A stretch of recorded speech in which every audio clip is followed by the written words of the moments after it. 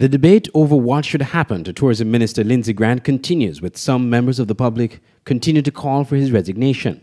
A video making the rounds on social media showing Mr. Grant arguing with police officers outside a night spot in Bird Rock 2 weekends ago has prompted former tourism minister and an avowed critic of the Team Unity administration, Dwyer Astaphan, calling for him to resign.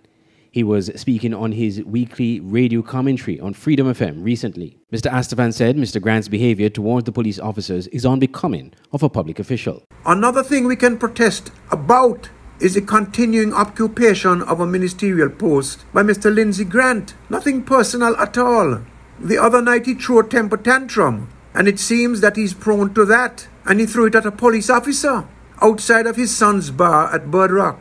And his language and attitude towards the officer were not acceptable for anybody, for any adult.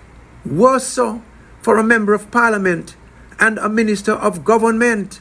MPs and cabinet ministers swear oaths to uphold the constitution. A higher standard is expected and demanded of them in terms of their own conduct and decorum, in terms of their respect for the law and for the rule of law and for the officers of the law. Mr. Grant's behavior was the polar opposite of all of that, and in my opinion, it rendered him unfit to hold the office of a minister of government. The former government minister, now social activist, believes there is a political twist to the incident with Mr. Grant. We know Mr. Grant will not resign, and as much as his situation will cause Timothy Harris a little chuckle or two because of the irreparable rift between the two and within the construct.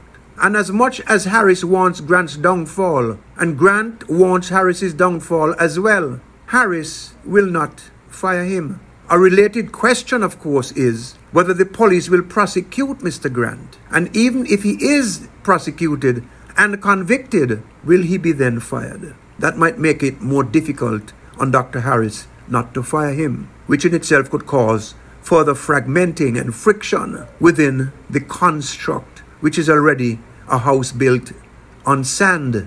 But I doubt that the police will prosecute. Police say they are investigating the incident, and Mr. Grant has said he's given the lawmen his full support to investigate the full extent of what transpired. I'm Andre Huey for SKN Newsline.